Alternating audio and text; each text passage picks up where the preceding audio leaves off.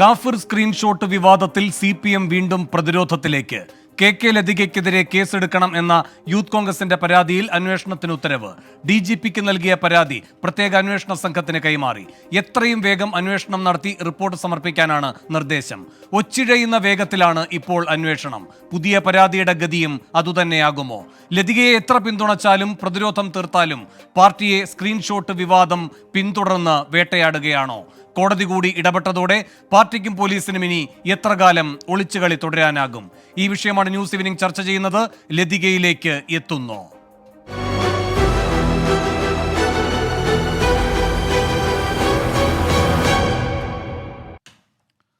ഈ വിഷയത്തിൽ പ്രതികരിക്കാൻ കോൺഗ്രസിൽ നിന്ന് റിജിൽ മാക്കുറ്റി, CPM സഹയാത്രികൻ അഡ്വക്കേറ്റ് BN ഹസ്കർ, രാഷ്ട്രീയ നിരീക്ഷകൻ NV ബാലകൃഷ്ണൻ എന്നിവർ തത്സമയം ന്യൂസ് ഈവനിങ്ങിൽ അതിഥികളായി പങ്കുചേരുന്നു. ആദ്യം റിജിൽ മാക്കുറ്റിയിലേക്ക്. റിജിൽ, എന്താണ് നിങ്ങൾ DGPയിൽ നിന്ന് പ്രതീക്ഷിക്കുന്ന തീരുമാനവും നടപടിയും?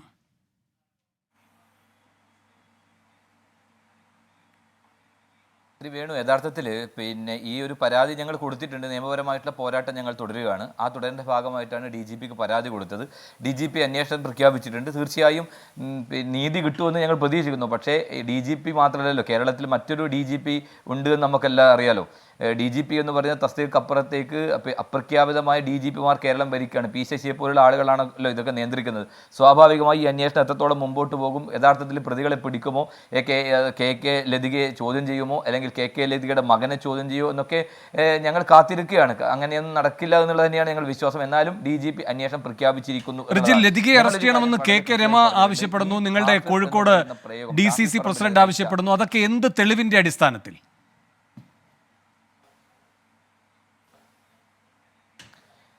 ഞങ്ങൾക്ക് വളരെ കൃത്യമായിട്ട് അറിയാമല്ലോ. ഞങ്ങൾ ഇത് പറഞ്ഞല്ലോ, ഈ ഒരു കാഫിർ എന്ന് പറയുന്ന പ്രയോഗം വന്നതിന് ശേഷം ഞങ്ങളുടെ യൂത്ത് ലീഗിൻ്റെ MSFൻ്റെ പ്രവർത്തകനായിട്ടുള്ള മുഹമ്മദ് കാസിമിനെതിരായിട്ടുള്ള എതിരാണല്ലോ പരാതി വന്നത്.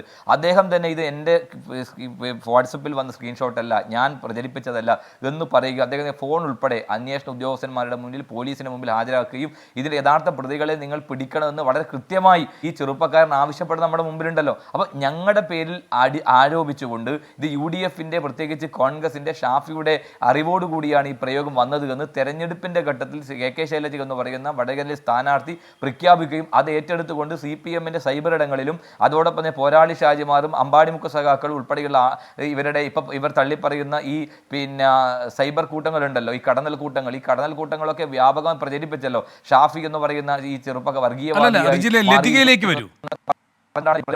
അങ്ങനെ ശൈലജ ടീച്ചർക്കെതിരായി ഇത്തരത്തിലുള്ള അതിലേക്കാ വരുന്നത് അങ്ങനെ പ്രചരിപ്പിച്ച് മുമ്പോട്ട് പോയി. ഈ KK ലതികയാണ് ഈ പോസ്റ്റ് ഷെയർ ചെയ്യുന്നത്. ഇതിനകത്ത് അന്വേഷണം നടത്തി, ഇതിനകത്ത് ഞങ്ങൾക്ക് പങ്കില്ല, UDFന് പങ്കില്ല, ഈ ചെറുപ്പക്കാരന് പങ്കില്ല എന്ന് കണ്ടെത്തിയിട്ട് പോലും KK ലതിക അവർ ഷെയർ ചെയ്ത പോസ്റ്റ് പിൻവലിച്ചത് എപ്പോഴാണ് നമ്മൾ പരിശോധിക്കേണ്ടത്. അപ്പോൾ KK ലതിക ഇത് ഷെയർ ചെയ്യണമെങ്കിൽ KK ലതിക മാത്രമല്ല, KK ലതികയുടെ ഒരു മകനുണ്ട്. ആ മകനെ ഒന്ന് ചോദ്യം ചെയ്യാൻ തയ്യാറായാൽ ഇതിന്റെ കൃത്യമായ കാര്യങ്ങൾ പുറത്തു വരും. ആരാണ് ഈ കാഫിർ പ്രയോഗത്തിന്റെ ഉപജ്ഞാതാവ് എന്ന് വളരെ കൃത്യമായി ലതികയുടെ മകൻ തന്നെയാകും. അന്തസ്സും ആഭിജാത്യവും ഉണ്ടെങ്കിൽ, തന്റെ ഇടമുണ്ടെങ്കിൽ, അതെ ഞാൻ പറയട്ടെ, ബന്ധപ്പെട്ട് പോലീസ് കൃത്യമായ രൂപത്തിലുള്ള അന്വേഷണം നടത്തി മുന്നോട്ട് പോയാൽ ഇത് എത്തിച്ചേരുക KK ലതികയുടെ മകനിലേക്ക് തന്നെയായിരിക്കും. സംഘമാണ് ഇത്. ഒരു കാര്യം കൂടി ഞാൻ പറയാം ശ്രീ വേണു, ഈ ഒറ്റ സെക്കൻഡ് ഇത് ഈ കാഫിർ പ്രയോഗം ഏറ്റവും ഒടുവിലത്താണ്. KM ഷാജിക്കെതിരായി ഇവർ പറഞ്ഞത് സിറാത്ത് പാലം എന്ന് പറഞ്ഞ് അതിലേക്കൊക്കെ വരാം. നമുക്ക് ഈ കേന്ദ്ര വിഷയത്തിൽ തന്നെ നിൽക്കാം. റജിൽ, ഞാൻ അങ്ങേലേക്ക് വരാം. അഡ്വക്കേറ്റ് BN ഹസ്കർ, ലതികയെ ചോദ്യം ചെയ്തു, ലതികയുടെ ഫോൺ പരിശോധിച്ചു. ഇതിൽ രമയടക്കമുള്ളവർ പറയുന്നൊരു കാര്യമുണ്ട്, ഈ കാഫിർ പ്രയോഗവുമായി ബന്ധപ്പെട്ട സ്ക്രീൻഷോട്ട് മറ്റാരെങ്കിലും പ്രചരിപ്പിക്കുന്നത് പോലെയല്ല ലതിക പ്രചരിപ്പിക്കുമ്പോൾ അതിന് കിട്ടുന്ന സ്വീകാര്യതയും വിശ്വാസ്യതയും. അത് ആ ഘട്ടത്തിൽ ഇനി ഒരു വേള ഇതൊന്നും അറിയാതെ അവർ ചെയ്തതാണ് എങ്കിൽ 1.5 മാസത്തോളം അത് പിന്നെയും പിൻവലിക്കാതെ എന്തുകൊണ്ട് ലതിക ഇരുന്നു? ഏത് താല്പര്യമാണ് അതിലൂടെ ലതിക സംരക്ഷിക്കാൻ നിന്നത്?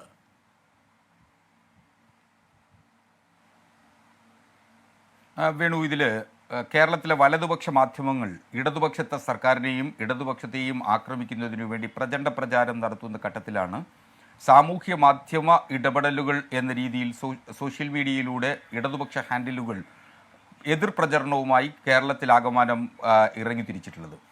സ്വാഭാവികമായും അത്തരം സാമൂഹ്യ മാധ്യമ ഇടപെടലുകൾ അതിരുവിട്ടതിൻ്റെ ഏറ്റവും വലിയ ഉദാഹരണമാണ് ഈ കാഫിർ പ്രയോഗം. അപ്പോൾ അത് വളരെ കൃത്യമായി ഒളിഞ്ഞിരുന്ന് ഇത്തരം പ്രചരണം നടത്തുന്ന ആളുകൾ അങ്ങനെ പ്രചരിപ്പിച്ച ഒരു സ്ക്രീൻഷോട്ട് അറിഞ്ഞുകൊണ്ട് തന്നെയോ ഒന്ന് ഷെയർ ചെയ്തു പോയി. അതാണ് KK ലതിക ചെയ്തിട്ടുള്ള ഒരു പിശക്. മുതിർന്ന നേതാക്കന്മാർ, പൊതുപ്രവർത്തകർ വളരെ ജാഗ്രതയോടുകൂടി ഈ കാര്യത്തിൽ ശ്രദ്ധിക്കേണ്ടതായിരുന്നു. ഏതെങ്കിലും സോഷ്യൽ മീഡിയ ഹാൻഡിലുകളിൽ നിന്ന് പുറപ്പെടുന്ന ഏതെങ്കിലും തരത്തിലുള്ള വാർത്തകൾ ഷെയർ ചെയ്യുന്നതിന് അല്ലെങ്കിൽ പ്രചരിപ്പിക്കുന്നതിൽ ജാഗ്രത കാണിക്കണം എന്നുള്ളത് തന്നെയായിരുന്നു എൻ്റെ പക്ഷം. അതുകൊണ്ടാണ് KK ലതികയെ വിളിച്ച് ചോദ്യം ചെയ്യുന്ന ഘട്ടത്തിൽ അവരുടെ നിരപരാധിത്വം പോലീസിനോട് പറഞ്ഞിട്ടുണ്ട്. ഇത് ഏതെങ്കിലും ഉദ്ദേശത്തോടു കൂടി അവർ പടച്ചുണ്ടാക്കിയതാണ് എന്ന് പറഞ്ഞാൽ അത് വിശ്വസിക്കാൻ കേരളത്തിലെ പൊതുസമൂഹം തയ്യാറുമല്ല. അങ്ങനെ തയ്യാറാവണമെന്ന് കരുതുന്നുമില്ല ഞാൻ. അല്ലല്ല, ഒരു സെക്കൻഡ്. ആദ്യമായി ശ്രീ BN ഹസ്കർ, താങ്കൾ പറയുകയുണ്ടായി ഒരു പിശക് പറ്റി ലതികയ്ക്ക് എന്ന്. കോഴിക്കോട് ജില്ലാ സെക്രട്ടേറിയറ്റിന് ഇല്ലാത്ത ഈ നിലപാട് എവിടെ നിന്നാണ് അഡ്വക്കേറ്റ് ഹസ്കറിന് അറിയാൻ കഴിഞ്ഞത്? ശക്തമായ പ്രതിരോധമാണ് ഈ കഴിഞ്ഞ ദിവസവും സെക്രട്ടേറിയറ്റിന്റെ വാർത്താക്കുറിപ്പിലൂടെ വരുന്നത്. ആർക്കുള്ള പ്രതിരോധം? ലതികയ്ക്ക് പ്രതിരോധം തീർത്തിരിക്കുകയാണ്. പിന്നെ എവിടെയാണ് ഈ പിശക് പറ്റിയെന്ന തിരിച്ചറിവ് പാർട്ടി നേതൃത്വത്തിന്, ജില്ലാ നേതൃത്വത്തിനുള്ളതായി അങ്ങയുടെ അറിവ്?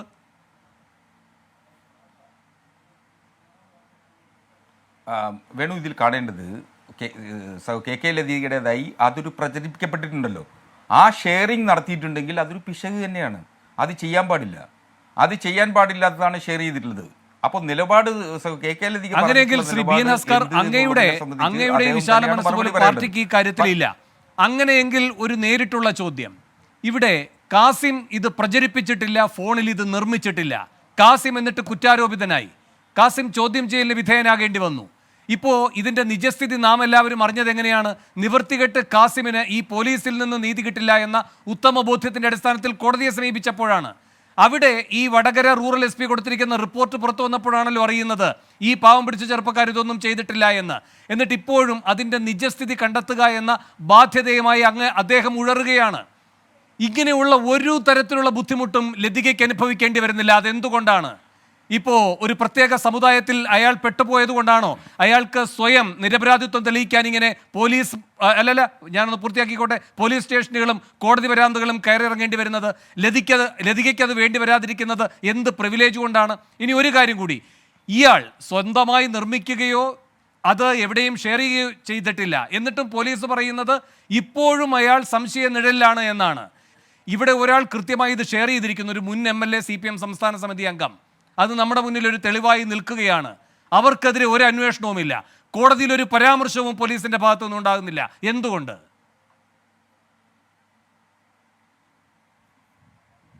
വേണു, ഇതിൽ കാസിം ഇങ്ങനെ തൻ്റെ വാട്സാപ്പിലൂടെ ഇത് സൃഷ്ടിച്ചിട്ടില്ല എന്ന് അദ്ദേഹത്തിൻ്റെ ഫോൺ കൊണ്ട് ഇപ്പോൾ നമുക്ക് ബോധ്യപ്പെട്ടിട്ടുണ്ട്. മറ്റേതെങ്കിലും മീഡിയ വഴി മറ്റേതെങ്കിലും നമ്പറിലൂടെ ഇത് പ്രചരിപ്പിച്ചിട്ടുണ്ടോ എന്നുള്ളത് അന്വേഷിച്ച് കണ്ടെത്തേണ്ട ബാധ്യത പോലീസിനുണ്ട്. അത് എന്തുകൊണ്ട് നിങ്ങൾ നിരന്തരം കാസിമിനെ ഇങ്ങനെ സംശയങ്ങളിൽ നിർത്തുന്നു? അല്ല, അയാളുടെ കയ്യിലുള്ള ഫോണല്ല, അങ്ങനെ അയാൾക്ക് ഇനി വേറെ ഏതെങ്കിലും നമ്പർ ഉണ്ടോ, അതിലൂടെ അയാൾ ഇത് ചെയ്തിട്ടുണ്ടോ? അപ്പം നിരന്തരം അയാളിലേക്ക് തന്നെ നിങ്ങൾ ശ്രദ്ധ കേന്ദ്രീകരിക്കുന്നത് എങ്ങനെയാണ്? CPM-ന്റെ ജില്ലാ നേതൃത്വം ഈ തെരഞ്ഞെടുപ്പ് കമ്മിറ്റി ഒരു പരാതി കൊടുത്തതിന്റെ അടിസ്ഥാനത്തിലാണല്ലോ ഇത് വരുന്നത്. ആ പരാതിയുടെ ഏറ്റവും പ്രധാനപ്പെട്ട അന്വേഷണത്തോട് അയാൾ സഹകരിക്കുന്നു. അല്ലല്ല, ഒരു കുറ്റവാളി എങ്ങനെയാണ്, അല്ലെങ്കിൽ ഒരു കുറ്റാരോപിതൻ അയാൾ എങ്ങനെയാണ് ഈ കാര്യങ്ങളോട് സഹകരിക്കുന്നത് എന്നതും പ്രധാനമാണല്ലോ. അങ്ങൊരു അഭിഭാഷകനല്ലേ. അങ്ങേക്ക് കാസിമിനെ സംശയ നിഴലിൽ നിർത്താൻ കഴിയുന്ന എന്തെങ്കിലും ഒരു പ്രവൃത്തി ഈ പറയുന്ന പോലീസിന്റെ മുന്നിലോ നീതിന്യായ സംവിധാനത്തിന്റെ മുന്നിലോ അയാൾ പ്രകടിപ്പിച്ച ഒരു സന്ദർഭം ഓർത്തെടുത്ത് പറയാമോ?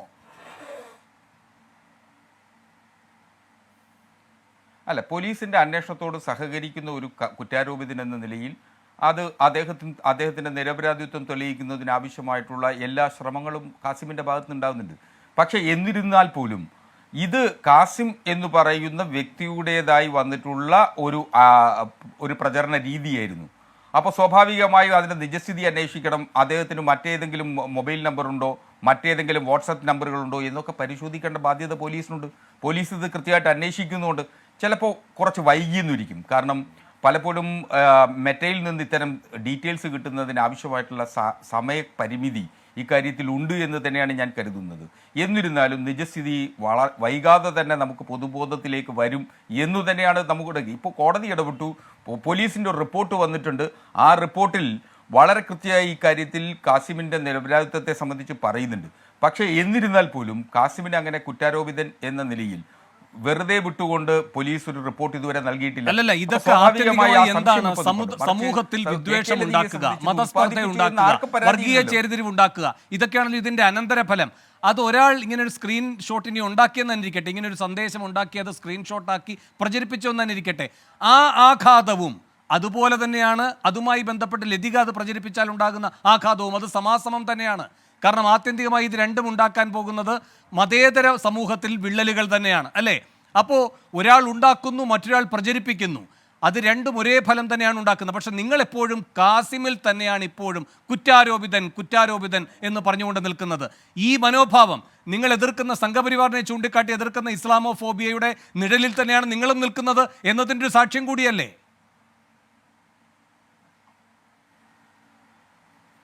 വേണു, അങ്ങ് പോലും ഒരു പ്രത്യേക നറേറ്റീവ് സൃഷ്ടിക്കാനാണ്. ഞങ്ങളൊരു ഇസ്ലാമോഫോബിയ വളർത്തുന്നു എന്ന അർത്ഥത്തിലൊരു നറേറ്റീവ് സൃഷ്ടിക്കുന്നതിന് വേണ്ടിയിട്ടുള്ള ഒരു പാഴ്ശ്രമം മാത്രമാണ് ഇപ്പോൾ. എങ്ങനെ പാഴ്ശ്രമമാകും?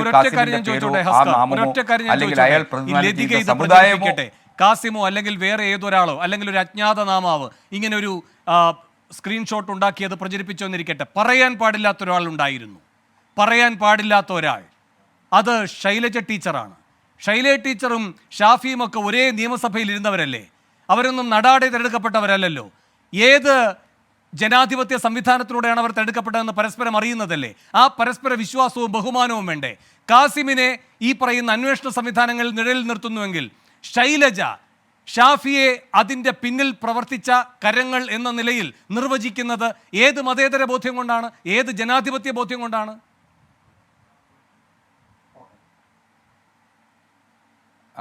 കഴിഞ്ഞ തെരഞ്ഞെടുപ്പിൽ നടാടെയായിട്ടാണ് കേരളത്തിൽ സാമൂഹ്യ മാധ്യമങ്ങളിലൂടെ വിദ്വേഷ പ്രചരണം നടത്തിയിട്ടുള്ളത്. ഇത് കഴിഞ്ഞ 2014 മുതൽ BJPയും സംഘപരിവാർ ശക്തികളും നടത്തി വരുന്ന ഒരു സാമൂഹ്യ മാധ്യമ വേട്ട പോലെ തന്നെയായിരുന്നു കൃത്യമായി കേരളത്തിൽ ഇരുകൂട്ടരും. എന്റെ ചോദ്യം ലളിതമാണ്. ശൈലജ പറയാൻ പാടുണ്ടോ ഷാഫിയാണ് ഇതിന് പിന്നിൽ എന്ന്? അങ്ങോട്ടും ഇങ്ങോട്ടും മത്സരിക്കുന്നവരല്ലേ? നിയമസഭയിൽ മുൻപ് ഒരുപോലെ ഇരുന്നിട്ടുള്ളവരല്ലേ? അങ്ങനെയല്ലേ? എങ്ങനെയാണ് ഇവരുടെയൊക്കെ രാഷ്ട്രീയ ജീവിതം രൂപപ്പെട്ടു വന്നത് എന്ന ബോധ്യം പരസ്പരമുള്ളവരല്ലേ?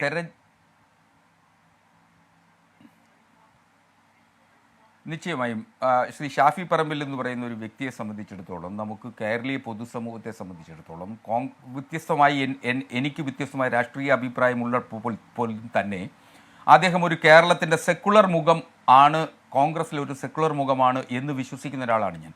അപ്പോൾ സ്വാഭാവികമായും ഷാഫിയെ പോലുള്ള ആളിൽ നിന്നും ഇത്തരത്തിലൊരു പ്രചരണം ഉണ്ടാവും എന്ന് കരുതാൻ പാടില്ലായിരുന്നു എന്നുള്ളതൊരു വസ്തുത തന്നെയാണ്.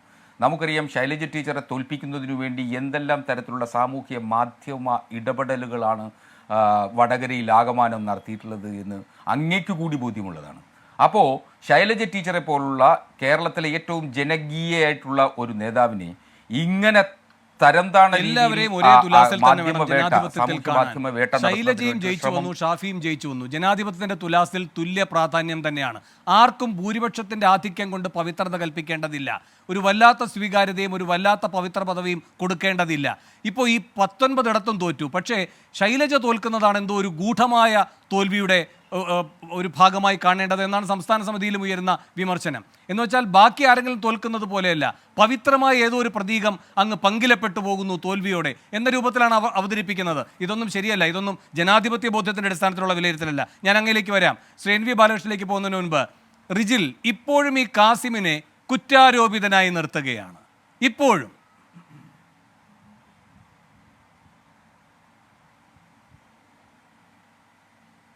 ഇത് തന്നെയാണ് ആടിനെ പട്ടിയാക്കി പട്ടിയെ പേപ്പട്ടിയാക്കി തല്ലിക്കൊല്ലുക എന്നുള്ളത് CPM-ന്റെ നിലപാടാണ്. അത് എല്ലാ കാലത്തും നമ്മൾ കാണുകയല്ലേ. ഞാൻ നേരത്തെ പറഞ്ഞു വെച്ച കാര്യം അതാണ്. 51 വെട്ടി കൊലപ്പെടുത്തിയ TP, ആ കൊലപാതക കേസിനകത്തെ കൊലപാതകം നടത്തിയത് മഷാള്ള സ്റ്റിക്കർ ഒട്ടിച്ച ഇനോവ കൊണ്ടാണെന്ന് പറഞ്ഞതാര? ഇന്നത്തെ മുഖ്യമന്ത്രിയാണ്. മുഖ്യമന്ത്രിയാണ്. എന്താണ് അവർ അന്ന് കണ്ട ഇസ്ലാമോഫോബിയ? അത് തന്നെയാണ് അവർ തുടർന്നുകൊണ്ടേ ഇരിക്കുകയാണ് ഇവിടെ. ഇപ്പൊ ഷാഫി പറമ്പിലിനെതിരായി ഇവർ പടച്ചുവിട്ട ആരോപണം അത് കളവാണെന്ന് ഇവർ കൃത്യമായിട്ട് അറിയാം. ഇത് ഇവരുടെ ഇടങ്ങളിൽ നിന്ന് വന്ന സാധനമാണ് എന്ന് ഇവർക്കറിയാം. പക്ഷേ അന്വേഷിക്കാൻ പോലീസ് എന്ന് പറയുന്ന സംവിധാനം CPM ഭരിക്കുന്നത് കൊണ്ട് അത് അന്വേഷിക്കാത്തത് കൊണ്ടാണ്. ശൈലജയെ ഒന്ന് ചോദ്യം ചെയ്തു എന്നതിനപ്പുറത്തേക്ക് കൃത്യമായി ചോദ്യം ചെയ്ത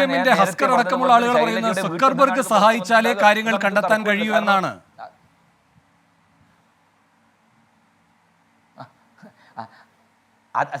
അത് പിന്നെ നമ്മുടെ നാട്ടിലൊക്കെ ചൊല്ലുണ്ട്, പിന്നെ കയ്യിൽ തന്നെയാണ് സാധനം ഉള്ളത്, ഇവരെ കയ്യിൽ തന്നെയാണ്. അപ്പൊ ഇവരെ കയ്യിൽ ഉള്ളത് കൊണ്ട് ഇവർ കള്ളന്മാർ ഇവരെ തന്നെയാണ് എന്ന് പറഞ്ഞതുപോലെ തന്നെ ഇവർ കള്ളത്തരം ചെയ്തത് കൊണ്ടാണ് ഇവർക്ക് അന്വേഷിക്കാത്തത്. അതാണ് ഇവരിപ്പോ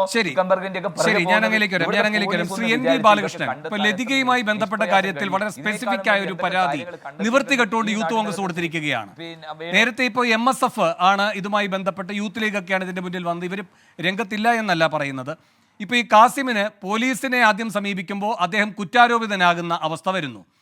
അതിലെ നിജസ്ഥിതി അറിയാനായി അദ്ദേഹത്തിന് പ്രത്യേകമായൊരു താല്പര്യം എടുക്കേണ്ടി വരുന്നു. കാസിമിന് അത്ര നിവൃത്തികേടാണ് ഈ പറയുന്ന ഒരു സാങ്കേതിക പ്രശ്നമുണ്ട്. NV ബാലകൃഷ്ണനിലേക്ക് വരാം. ശ്രീ റിജിൽ മാക്കുറ്റി, ഇവിടെ ഇപ്പോൾ ഈ പറയുന്ന ഫേസ്ബുക്കിൻ്റെ അധികാരികൾ ഈ കാര്യങ്ങളെല്ലാം ബോധ്യപ്പെടുത്തിയാലേ നിജസ്ഥിതി അറിയാൻ കഴിയൂ എന്ന് പറയുന്നു. കാസിം തൽക്കാലം ഇതുവരെയുള്ള അന്വേഷണത്തിൽ കുഴപ്പക്കാരനല്ല എന്നാണ് ബോധ്യം. പക്ഷേ പൂർണ്ണമായും ഈ പറയുന്ന ഇതിൽ പങ്കാളിയല്ല എന്ന് തീർപ്പാക്കാൻ കഴിയില്ല എന്നും പറയുന്നു. ഇവിടെ ഹസ്കർ പറയുകയുണ്ടായി കുറച്ചൊരു സാവകാശം കൊടുക്കുമെന്ന്. കാരണം ഈ കാര്യങ്ങളെല്ലാം പോലീസ് പറയുകയാണല്ലോ. ഇപ്പോൾ കോടതിയുടെ മുൻപാകെ കാസിം ഉണ്ടാക്കിയ ഒരു സാഹചര്യത്തിൻ്റെ ഭാഗമായി നിർബന്ധിക്കപ്പെട്ടാണ് പറയേണ്ടി വരുന്നത്. അതേപോലെ കാസിമുമായി ബന്ധപ്പെട്ട് അദ്ദേഹം ആ നിയമയുദ്ധം നടത്തുന്നതിൻ്റെ ഭാഗമായാണ് ലതികയുടെ മൊഴിയെടുക്കാൻ പോലീസ് നിർബന്ധിതമാകുന്നത്. ഇങ്ങനെയൊക്കെ ഉണ്ടെങ്കിലും ഇവർ നിർബന്ധിതരാകുന്നുണ്ടല്ലോ. കാര്യങ്ങൾ എന്തായാലും ഇരുചവി അറിയാതെ രഹസ്യമായി ഇല്ലാതാക്കപ്പെടുകയല്ല, ഓരോരോ ഘട്ടങ്ങളിലൂടെ പുറത്തേക്ക് വരികയാണ് എന്ന ഒരു സാഹചര്യം നിങ്ങൾ അനുകൂലമായി കാണുന്നുണ്ടോ?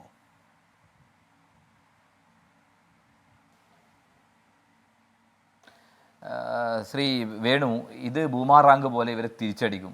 CPMന് ഈ കാഫിർ പ്രയോഗം ഇത് വരാനിരിക്കുന്ന രാഷ്ട്രീയ പോരാട്ടങ്ങളിൽ CPM അത് മറുപടി പറഞ്ഞു കൊണ്ടിരിക്കും. കേരളത്തിൽ പ്രത്യേകിച്ച് ഇത്തരമൊരു കാര്യങ്ങൾ പുറത്തുവിട്ട് ഇത്തരത്തിലുള്ള വർഗീയമായ പ്രചാരവേലക്ക് നേതൃത്വം കൊടുത്ത് തെരഞ്ഞെടുപ്പ് ജയിക്കാൻ ശ്രമിച്ച CPMനെതിരായി ഇതെല്ലാ കാലത്തും ഇത് ഉണ്ടാകുമെന്ന് സംബന്ധിച്ച് തർക്കമില്ല. പക്ഷേ റിജിൽ, ഈ പറയുന്ന ലതികയെ അല്ലെങ്കിൽ ഇപ്പോൾ അമ്പാടി മുക്ക് സഖാക്കൾ, പോരാളി ഷാജി, ഇതിന്റെയൊക്കെ പിന്നിലെ അഡ്മിന്മാരുടെ തലച്ചോറായി പ്രവർത്തിക്കുന്ന ബുദ്ധി കേന്ദ്രങ്ങൾ, രാഷ്ട്രീയ നേതാക്കന്മാർ, CPM നേതാക്കന്മാർ എന്ന് നിങ്ങൾ തന്നെ ആരോപിക്കുന്ന ആളുകൾ, ഇവരിലേക്കൊക്കെ ഈ അന്വേഷണം എത്തേണ്ടി വരും സ്വാഭാവികമായും. അങ്ങനെ ഒരു അന്വേഷണം ഉണ്ടാകും പിണറായി ഭരിക്കുന്ന കാലത്ത് എന്ന് നിങ്ങൾ കരുതുന്നുണ്ടോ?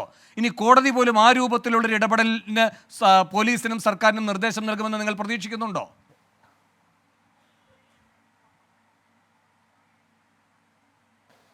എൻ്റെ വേണു, ഇത് ഭരിക്കുന്നത് പിണറായി വിജയനും അത് നിയന്ത്രിക്കുന്നത് P ശശിയാണല്ലോ. ഇവർ തന്നെയാണ് കള്ളൻ കപ്പലിൽ തന്നെ എന്ന് പറഞ്ഞതുപോലെ ഇവർ തന്നെ ചെയ്ത കാര്യത്തിനനുസരിച്ച് ഇവർക്ക് ഇത് പുറത്തു കൊണ്ടുവന്നാൽ എന്തായിരിക്കും ഇവരുടെ മുഖം? ആ മുഖം ഏറെ വികൃതമാകും എന്നുള്ളത് കൊണ്ട് തന്നെയാണ് ഈ കാസിം എന്ന് പറഞ്ഞുകൊണ്ടിരിക്കുന്നത്. കാസിം നിരപരാധിയാണ്, സത്യസന്ധനാണ് എന്ന് അദ്ദേഹത്തിന് ബോധ്യപ്പെടുത്താൻ പറ്റുന്ന ഇടങ്ങളിലൊക്കെ അദ്ദേഹം ബോധ്യപ്പെടുത്തുകയാണ്. നിങ്ങൾ എന്നെ ചോദ്യം ചെയ്യൂ, നിങ്ങൾ അന്വേഷിക്കൂ, നിങ്ങൾ ഏത് അന്വേഷണം നടത്തുമെന്ന് ആ ചെറുപ്പക്കാരൻ പറഞ്ഞുകൊണ്ടേ ഇരിക്കുകയല്ലേ. എന്നിട്ട് കാസിം എന്ന് പറയുന്നത് ശ്രീ NV ബാലകൃഷ്ണൻ, ഇവിടെ കാസിമിന്റെ ബാധ്യതയായി മാറിയിരിക്കുകയാണ് അയാളുടെ നിരപരാധിത്വം തെളിയിക്കണമെന്നത്. ആ നിരപരാധിത്വം തെളിയിക്കാൻ ഈ സംവിധാനങ്ങളൊക്കെ എത്ര സാവകാശം എടുക്കുന്നോ അതൊക്കെ സ്വാഭാവികമാണെന്ന ഉദാരമായ ഒരു സമീപനമാണ് ഹസ്കർ എടുക്കുന്നത്. ആരോടുള്ള ഉദാരമായ സമീപനം? കാസിമിനോടുള്ളതല്ല. കാസിം ഇതെല്ലാം സഹിച്ചോണം, എത്ര സാവകാശം സംവിധാനത്തിന് വേണ്ടി വന്നാലും അതൊക്കെ സഹിച്ചോണം. അതിൻ്റെ പാരഫെർനാലി എന്തൊക്കെയാണോ അത് മുഴുവൻ സഹിച്ചോളണം. കാരണം കാസിമിൻ്റെ ഉത്തരവാദിത്തമാണ്, കാസിമല്ല ഈ കാഫിർ പ്രയോഗത്തിന് പിന്നിൽ എന്നത് തെളിയിക്കേണ്ടത്. ഇതേത് രൂപത്തിലുള്ള പോലീസ് സംവിധാനമാണ്, ഇതേത് രൂപത്തിലുള്ള സർക്കാർ സംവിധാനമാണ് ഇവിടെ പ്രവർത്തിക്കുന്നത് എന്നതിൻ്റെ സൂചനയാണ് നൽകുന്നത് ശ്രീ NV ബാലകൃഷ്ണൻ.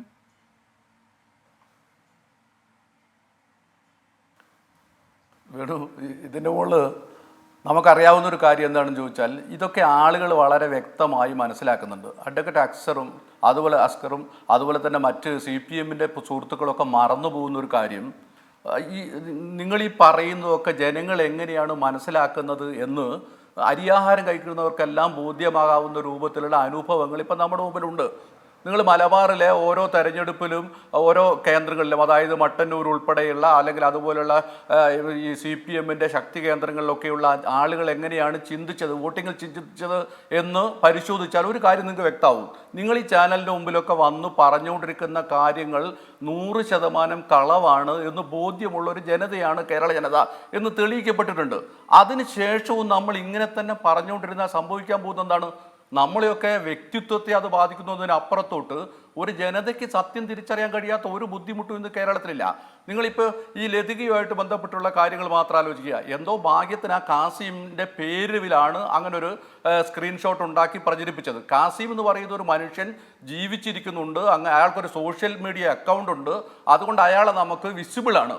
അതായതുകൊണ്ട് അയാൾക്ക് കേസ് കൊടുക്കാൻ പറ്റുന്നു, അല്ലെങ്കിൽ അയാൾക്ക് ഞാനല്ല ചെയ്തതെന്ന് പറയാൻ പറ്റുന്നു. ഇങ്ങനെയാണ്. പക്ഷേ അത് അവർക്ക് പറ്റിയൊരു ചെറിയൊരു വിവരക്കേടാണ് എന്നാണ് ഞാൻ കരുതുന്നത്. ഈ ഉണ്ടാക്കുമ്പോൾ ഈ സാധനം ഉണ്ടാക്കുമ്പോൾ ഇതുപോലെ കണ്ടുപിടിക്കാൻ പറ്റാത്ത ഒരു മുസ്ലിം നാമധാരിയുടെ പേരിലായിരുന്നെങ്കിൽ ഇതാരാണ് പുറത്തു വിട്ടതെന്നുള്ളോ, അല്ലെങ്കിൽ ഈ കാസിം പോലെ ഒരു മനുഷ്യൻ പുറത്തുണ്ടാവില്ല.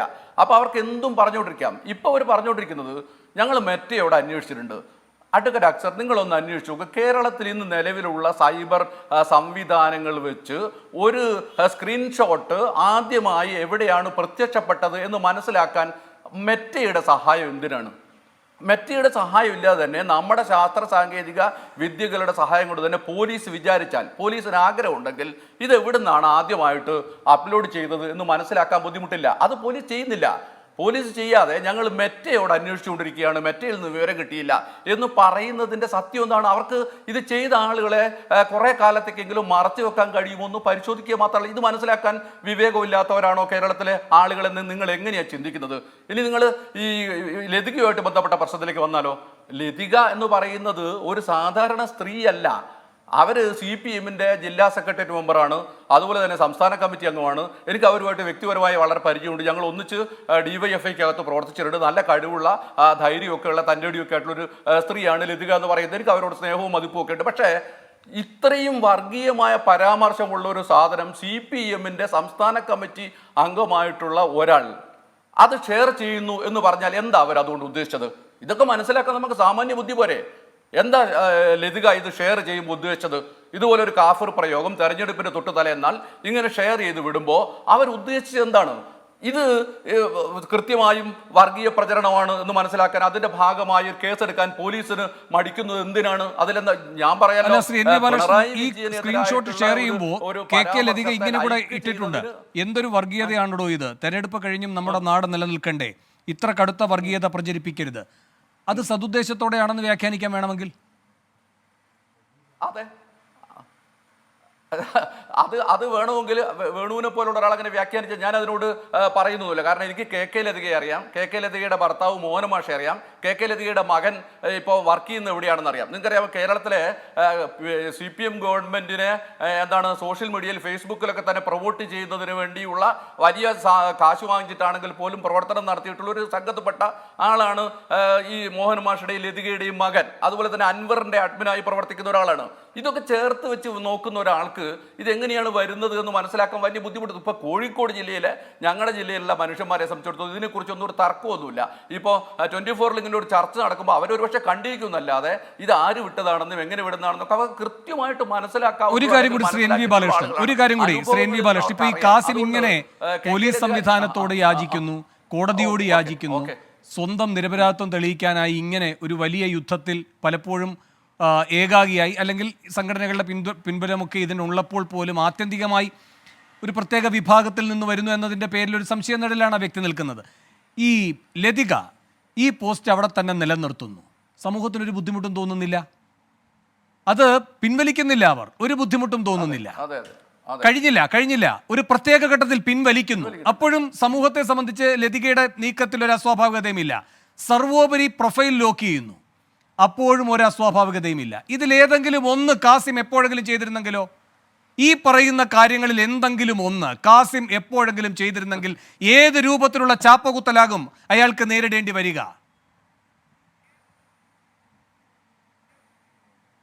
നിസ്സംശയമായിട്ട് നമുക്ക് പറയാൻ പറ്റും അദ്ദേഹം ഇപ്പോൾ ജയിലിൽ കിടക്കുകയായിരിക്കും.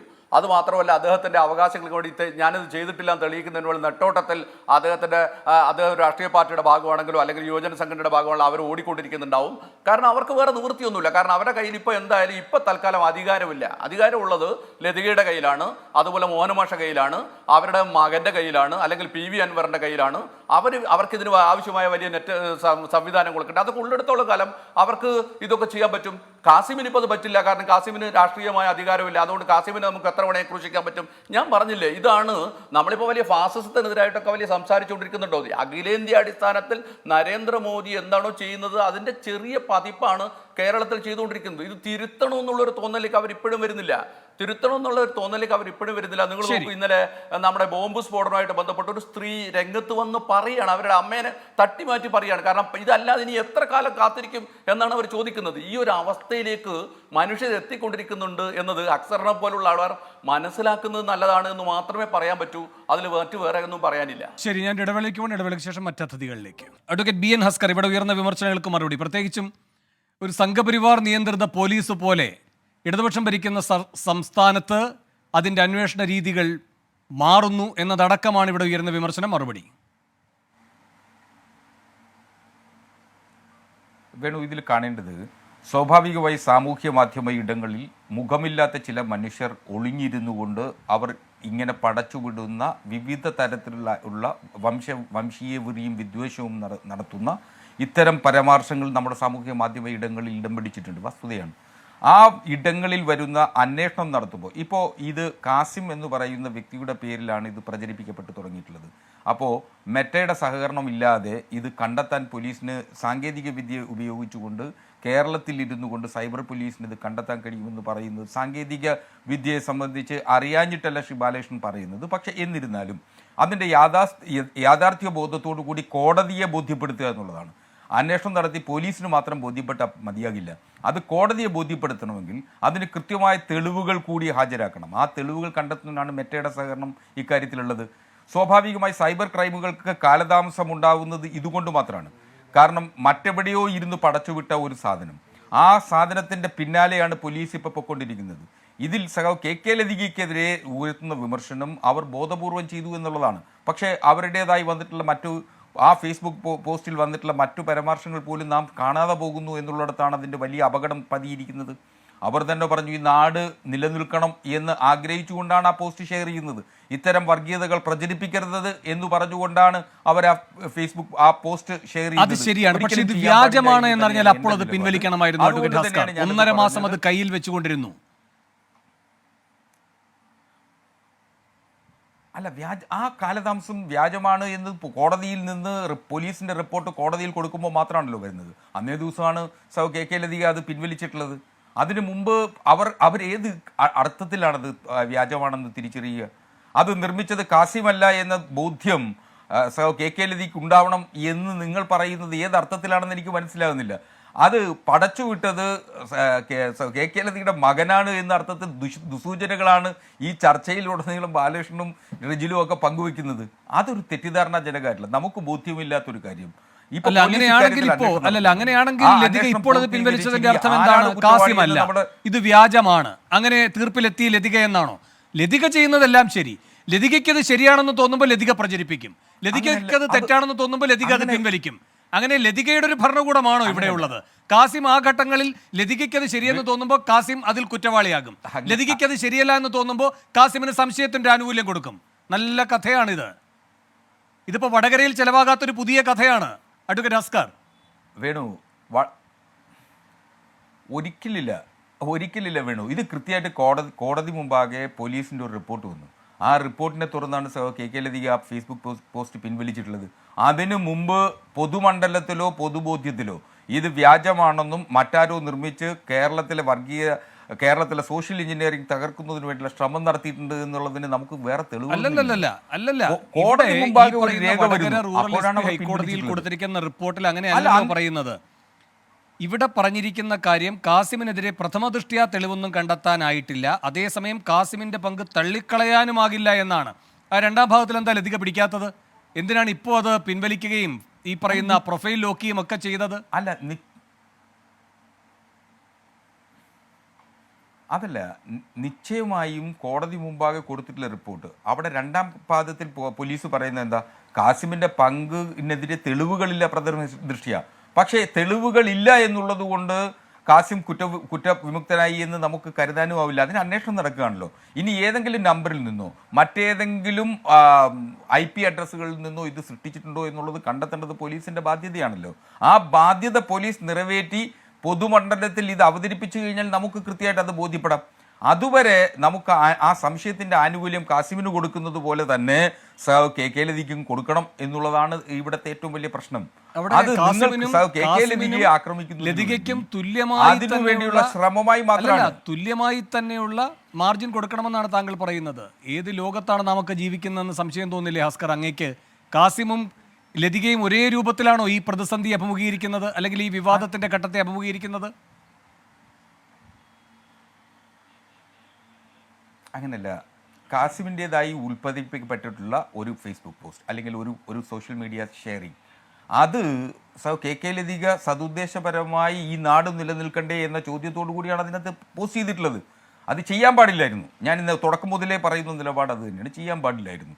വളരെ ജാഗ്രതയോടുകൂടി പൊതുപ്രവർത്തകർ കരുതേണ്ടതും പ്രചരിപ്പിക്കേണ്ടതുമായിട്ടുള്ള മാർഗങ്ങൾക്ക് അതിരുകടന്നു പോയിട്ടുണ്ട്. അതിൽ KK ലതിക്ക് പിശക് പറ്റിയിട്ടുണ്ട്. അത് പാർട്ടി പരിശോധിക്കുന്നേ. അങ്ങനെ പിശകുകൾ പറ്റിയിട്ടുണ്ടെങ്കിൽ പാർട്ടി നമുക്കിവിടെ പോലീസ് അനുസരിച്ച് ഇതിന്റെ വിവരങ്ങളൊക്കെ കിട്ടേണ്ടതുണ്ട്. അപ്പോഴേ കാസിമിന്റെ കാര്യത്തിനകത്ത് ഒരു തീർപ്പുണ്ടാകൂ. പിന്നെ അറിയേണ്ടത് പോരാളി ഷാജി എന്തുകൊണ്ട് അത് പിൻവലിക്കാതെ നിലനിർത്തി. അപ്പോൾ അതിന്റെ വിശദാംശങ്ങൾ ഫേസ്ബുക്ക് കൊടുക്കേണ്ടി വരും. അതുകൂടാതെ അമ്പാടി മുക്കിനിൽ ഇത് ആദ്യം എന്തുകൊണ്ട് പ്രത്യക്ഷപ്പെട്ടു എന്നതിൻ്റെ വിശദാംശങ്ങൾ കിട്ടേണ്ടി വരും. ഇപ്പോൾ തന്നെ ഒച്ചിഴയുന്ന വേഗത്തിലാണ് ഈ അന്വേഷണം പോകുന്നത്. ഇതിനിടയിൽ പോരാളി ഷാജിയും അമ്പാടി മുക്കും ഈ കാഫർ പ്രയോഗവുമായി ബന്ധപ്പെട്ട അപായ സൂചന കൃത്യമായി മനസ്സിലാക്കി MV ജയരാജൻ രംഗത്ത് വന്നിട്ടുണ്ട്. ഇതിൽ CPM-ന് യാതൊരു ബന്ധവുമില്ല എന്ന് പറഞ്ഞുകൊണ്ട്. അപ്പോൾ ഈ കണ്ണികളെല്ലാം ചേർത്ത് വെച്ച് നോക്കുമ്പോൾ എന്തായാലും ഇത് CPM-ലേക്ക് പോകില്ല നിങ്ങൾ ആഗ്രഹിക്കുന്ന പ്രകാരം എന്നുറപ്പല്ലേ? കൂടാതെ ഈ പറയുന്ന ഫേസ്ബുക്കിൻ്റെ വിശദാംശങ്ങൾ ഓരോരോ അഡ്മിനുമായി ബന്ധപ്പെട്ട് കിട്ടാനൊക്കെ കാലം കുറെ എടുക്കും.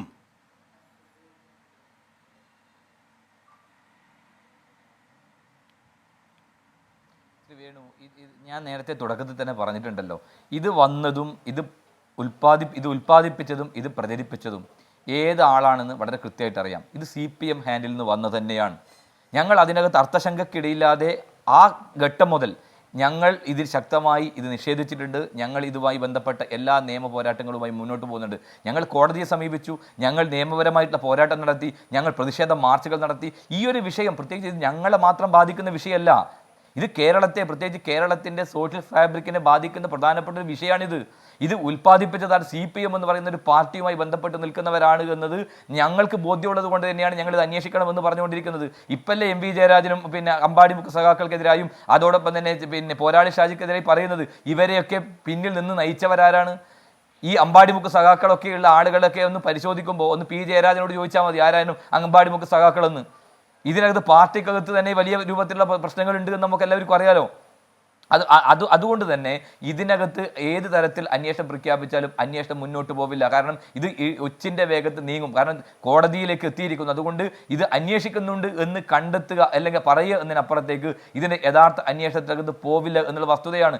ഷാഫി പറമ്പിൽ എന്ന് പറയുന്ന ഞങ്ങളുടെ മാത്രമല്ല റിജിൽ, കാസിം ഹൈക്കോടതിയെ സമീപിച്ചില്ലായിരുന്നുവെങ്കിൽ ഇതിപ്പോ വ്യാജമാണ്. അല്ലല്ല, ഒരു സെക്കൻഡ് റിജിൽ, ഇതിപ്പോ വ്യാജമാണ്. അത് എന്തായാലും കാസിമിന്റെ ഫോണിൽ നിന്നല്ല ഉണ്ടായിരിക്കുന്നത് എന്നടക്കം ഉള്ള വിവരങ്ങളെങ്കിലും പുറത്തു വരുമായിരുന്നോ?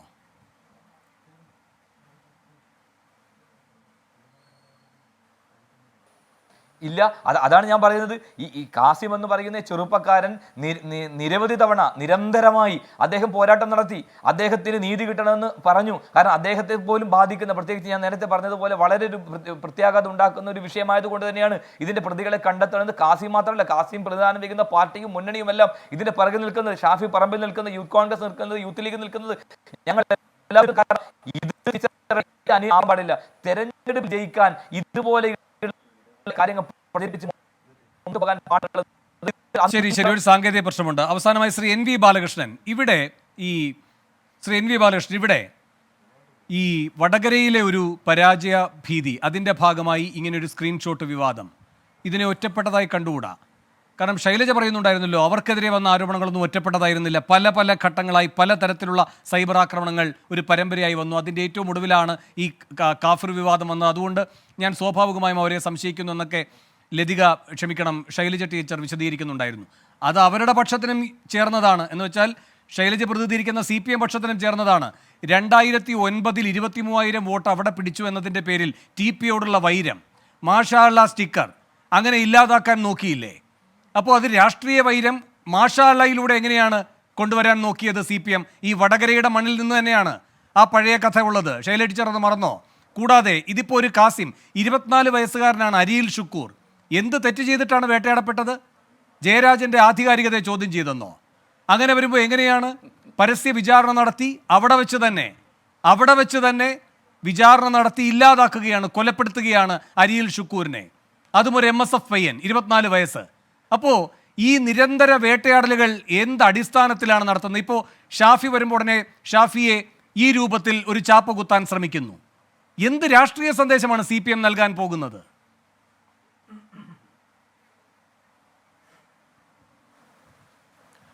ഇത് ഒരു ഗൂഢസംഘം പോലെ പ്രവർത്തിക്കുമ്പോൾ ഉണ്ടാവുന്ന കാര്യങ്ങളാണ്. കുറച്ച് പേര് ഒരു അതിഗൂഢ സംഘമായി നിന്ന് രാഷ്ട്രീയത്തിൻ്റെ മറവിൽ ചെയ്തുകൊണ്ടിരിക്കുന്ന കുറേ കാര്യങ്ങളാണ്. ഇപ്പോൾ അക്സർ പറഞ്ഞ ഒരു കാര്യം നിങ്ങൾ പരിശോധിച്ചാൽ അദ്ദേഹം പറയുന്നത് അതിൻ്റെ സാങ്കേതിക കാര്യങ്ങളാണ്. ഒരു കോടതിയിൽ തെളിയിക്കുന്നതിന് അങ്ങനെ വേണം ഇങ്ങനെ വേണം എന്നൊക്കെയാണ് പറയുന്നത്. അദ്ദേഹം മനസ്സിലാക്കേണ്ടത് കോടതിയിൽ തെളിയിക്കുന്നതിനൊക്കെ ആവാം, പക്ഷേ കോടതിയിൽ തെളിയിക്കുന്നതിന് മുമ്പ് തന്നെ ഈ സ്ക്രീൻഷോട്ട് എവിടെ നിന്നാണ് പുറത്തു വന്നതെന്ന് കേരളത്തിലെ സൈബർ പോലീസിന് അന്വേഷിച്ച് കണ്ടുപിടിക്കാവുന്നതേ ഉള്ളൂ.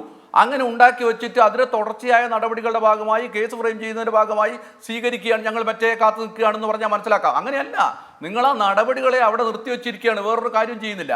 ഇതിൽ പ്രശ്നം എന്താണെന്ന് ചോദിച്ചാൽ, അങ്ങൊരു വക്കീലായതുകൊണ്ട് ഒരു വക്കീലിൻ്റെ സ്വരത്തിൽ സംസാരിച്ചുകൊണ്ടിരിക്കുന്നുണ്ട്. പക്ഷേ ഞങ്ങൾ നാട്ടുകാർക്ക്, നാട്ടിൽ ജനങ്ങൾക്കിടയിൽ പ്രവർത്തിക്കുമ്പോൾ ജനങ്ങളുടെ ചലനങ്ങൾ മനസ്സിലാക്കുന്ന ഒരാൾക്ക് അവർക്ക് ഇതിനെക്കുറിച്ച് യാതൊരു തരത്തിലുള്ള സംശയവുമില്ല. കാരണം നേരത്തെ വേണു പറഞ്ഞത് ഉൾപ്പെടെയുള്ള എല്ലാ കാര്യങ്ങളും നാട്ടുകാർക്കറിയാം. മാഷാ അല്ല സ്റ്റിക്കർ ഒട്ടിച്ചത് എന്തിനാണ് എന്ന് അക്സർ പറയുമോ? ഇപ്പോൾ അസ്കറിന് പറയാൻ പറ്റുമോ? ഇപ്പോൾ അതുപോലെ തന്നെ ഈ നേരത്തെ പറഞ്ഞ കൊലപാതകത്തിന്റെ ഭാഗമായിട്ട് രക്തം ഒരു തുണി എടുത്തിട്ട് RSS കാര്യാലയത്തിന് മുമ്പ് കൊണ്ടിട്ടത് എന്തിനാണെന്ന് അറിയാൻ പറ്റുമോ? ഇതുപോലെ ഇവരൊരു അക്രമം നടത്തുമ്പോൾ ആളുകളെ തെറ്റിദ്ധരിപ്പിക്കുന്നതിന് വേണ്ടിയുള്ള ഇതുപോലുള്ള ഒരുപാട് കാര്യങ്ങൾ ചെയ്യുന്നുണ്ട് എന്ന് മനസ്സിലാക്കാൻ ആളുകൾ കഴിയും. ആളുകൾ അതൊക്കെ കൃത്യമായി തിരിച്ചറിഞ്ഞ് കഴിഞ്ഞതാണ്. ഇപ്പം നിങ്ങൾ ആലോചിച്ച് നോക്കൂ, ശൈലജ ടീച്ചർ മത്സരിച്ചുകൊണ്ടിരിക്കുന്ന സമയത്ത് സത്യത്തിൽ ഞങ്ങളൊക്കെ വലിയ തോതിൽ വേവലാതിപ്പെട്ടിട്ടുണ്ട്. ശൈലജ ടീച്ചറോടൊക്കെ വളരെ വ്യക്തിപരമായ സൗഹൃദമുള്ളൊരു മനുഷ്യനെ ഞാൻ. പക്ഷേ അവരുടെ ഒരു എന്താണ് പറയുക, ഒരു പോൺ വീഡിയോ ഉണ്ടാക്കി എന്നുള്ള രൂപത്തിൽ പ്രചരണം വരികയാണ്. അത് അന്വേഷിച്ച് നടന്നിട്ട് അങ്ങനെ ഒരു സാധനം കാണാനേ ഇല്ല. അങ്ങനെ ഒരു സാധനം എവിടെയും കണ്ടു കിട്ടാനില്ല.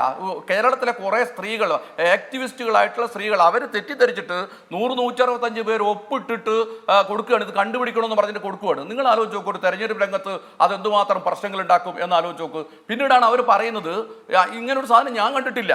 അവർ പറയുകയാണ് ഞാൻ കണ്ടിട്ട്, ഞാനങ്ങനെ പറഞ്ഞിട്ടുമില്ല.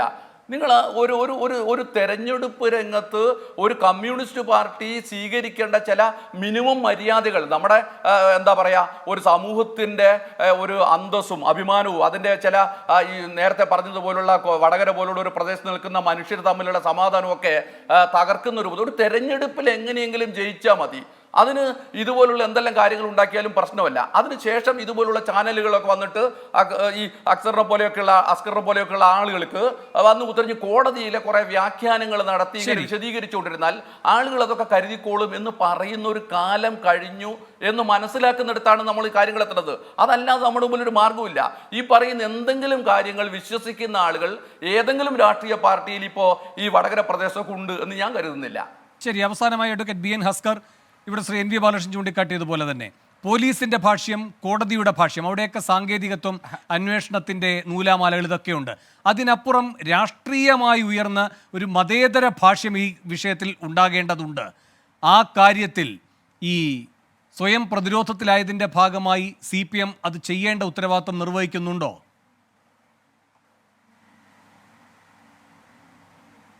വേണു, ഇതിൽ ശ്രീ ബാലകൃഷ്ണൻ്റെയൊക്കെ വിമർശനം എന്ന് പറയുന്നത് ഒന്നും അയാൾ ഇമ്മിണി വലിയ ഒന്നെന്ന് പഴയ ബഷീറിയൻ കണ്ടുകൊടുത്ത പോലെയാണ്. അങ്ങനെയല്ല ഇതിനെ കാണേണ്ടത്. ഒരു സാങ്കേതികമായും ശാസ്ത്രീയമായിട്ടുമാണ് ഇക്കാര്യത്തിൽ സമീപിക്കേണ്ടത്. ഞാനിത് കോടതി മുമ്പാകെ അവതരിപ്പിക്കുന്ന തെളിവുകൾ കൃത്യമായി പോലീസിന് ഇത് എവിടെ നിന്ന് ഉത്പാദിപ്പിച്ചു എന്ന് കൃത്യമായിട്ട് അത് പറയാൻ പറ്റും. അല്ലല്ല, കൃത്യമായി ഞാൻ എനിക്കും രാഷ്ട്രീയ അതെ, അത് പറയൂ നിങ്ങൾ. എവിടെ നിന്ന് ഉൽപ്പാദിപ്പിച്ചു കൃത്യമായിട്ട് പറയൂ. അതിനുശേഷം മറ്റേ അന്വേഷണം നടക്കട്ടെ. അപ്പൊ അല്ല അങ്ങനെ പറയാൻ കഴിയുമോ പോലീസിന്? കൃത്യമായ തെളിവുകളില്ലാതെ ഇപ്പോൾ ഒരു കൊലപാതകം നടന്നു. ആ കൊലപാതകത്തിൽ നിങ്ങൾ കരുതുന്നത് ഒരു കൊലപാതകം നടന്നാൽ അതിലെ പ്രതിയെ നേരത്തെ നിശ്ചയിച്ചിട്ട് ആ പ്രതിക്കെതിരെയുള്ള തെളിവുകളാണോ പോലീസ് കണ്ടെത്തേണ്ടത്? തെളിവുകൾ കണ്ടെത്തി പ്രതിയിലേക്ക് എത്തുക എന്നുള്ളതാണ് ശാസ്ത്രീയമായ രീതി. തിരിച്ച് പ്രതിയെ കണ്ടെത്തിയിട്ട് അത് ഇയാളാണ് പ്രതി, ഇനി വേണ്ടത് തെളിവുകളാണ് എന്ന രീതിയിലാണോ ഇൻവെസ്റ്റിഗേഷൻ നടത്തേണ്ടത്? അങ്ങനെ ചെയ്യാൻ പറ്റില്ല. അങ്ങനെ ചെയ്താൽ അത് കോടതിയിൽ നിലനിൽക്കുകയില്ല. ഇതാണ് പ്രശ്നം. നിങ്ങളെ പോലുള്ള CPM വിമർശകരെ ഇത് CPM-നെ പ്രതികൂട്ടിലാക്കണം. പോലീസ് കിട്ടുന്ന തെളിവുകൾ ചോർത്ത് വെച്ചിട്ടാണ് അന്വേഷിച്ചത്. അങ്ങനെയാണ്. ശ്രീ വേണു, ഒരു കാര്യം ശരി, റിജിലിന്റെ പ്രതികരണത്തോടെ ഈ ചർച്ച അവസാനിപ്പിക്കാം. വേഗം റിജിൽ. ആ തെളിവുകളെ ആശ്രയിച്ചാണ് പ്രതിയിലേക്ക് എത്തുക. ശരി റിജിൽ. ശ്രീ വേണു, ഞാൻ ഒരു കാര്യം പറയാം. ഈ അന്വേഷണവുമായി ബന്ധപ്പെട്ട് UDF-ന്റെ സോഷ്യൽ മീഡിയ ഹാൻഡിലുകളോ ഈ പറയുന്ന കാസിമിന്റെ ഏതെങ്കിലും ചെറിയൊരു കടുകുമണിയുടെ തെളിവ് കിട്ടിയെങ്കിൽ ഇവരിത് പ്രചരിപ്പിക്കുമായിരുന്നു. ഇവർക്കറിയാം, ഇത് വളരെ പോലീസിനും അറിയാം, അന്വേഷിക്കുന്നവർക്കും അറിയാം, ഇത് ഞങ്ങളുടെ ഹാൻഡിൽ നിന്ന് വന്നതല്ല. അതുകൊണ്ട് തന്നെയാണ് ഇത് ഇഴഞ്ഞു നീങ്ങുന്നത്. നിങ്ങൾക്ക് ഒരു തർക്കവും വേണ്ട. ഇത് ഞങ്ങളുടെ ഭാഗത്ത് നിന്ന് വന്നെങ്കിൽ ഇവിടെ എന്തൊക്കെ പുകമറകൾ, എന്തൊക്കെ പുകിലുകൾ ഇവിടെ ഉണ്ടാവുമായിരുന്നു. അതുകൊണ്ട് ഇവർ ഉണ്ടാക്കിയ സാധനം തീർച്ചയായും ഇത് ഞാൻ അവസാനമായി പറയുന്നു, ഇത് KK ലതികയുടെ മകന്റെ കയ്യിൽ നിന്ന് തന്നെ വന്നതാണെന്ന് ആവർത്തിച്ച് ഞാൻ പറയാണ്. ഭാഗമായി DGP ഒരു നിർദ്ദേശവും നൽകിയിരിക്കുകയാണ്. അതിലെന്തെങ്കിലും പുരോഗതി ഉണ്ടാകുമെന്ന് ഇതുവരെയുള്ള ഈ കേസിന്റെ നാൾ വഴി പരിശോധിക്കുമ്പോൾ പ്രതീക്ഷിക്കാൻ കഴിയില്ല. പക്ഷെ ശ്രീ NV ബാലകൃഷ്ണൻ പറഞ്ഞതുപോലെ 28-ാം തീയതി ഹൈക്കോടതി വീണ്ടും ഈ കേസ് പരിഗണിക്കും. പക്ഷെ ജനകീയ കോടതിക്ക് ഈ കാര്യത്തിൽ യഥാർത്ഥത്തിൽ എന്താണ് സംഭവിച്ചത് എന്ന ബോധ്യമുണ്ട്. അതിനനുസരിച്ച് അവർ ജനവിധി എഴുതുകയും ചെയ്തു. വളരെയധികം നന്ദി. ഈ ചർച്ചയിൽ പങ്കെടുത്ത എല്ലാവർക്കും. ന്യൂസ് ഈവനിങ്ങിൽ ഈ ചർച്ചയുടെ ഘട്ടം അവസാനിക്കുകയാണ്. ലോകത്തെവിടെയായാലും ഏത് സമയത്തും 24 വാർത്തകളും ഓഗ്മെന്റഡ് റിയാലിറ്റി പാക്കേജുകളും എക്സ്പ്ലെയിനറുകളും വിശദമായി കാണാൻ ഞങ്ങളുടെ YouTube ചാനൽ നിങ്ങൾക്ക് സബ്സ്ക്രൈബ് ചെയ്യാം.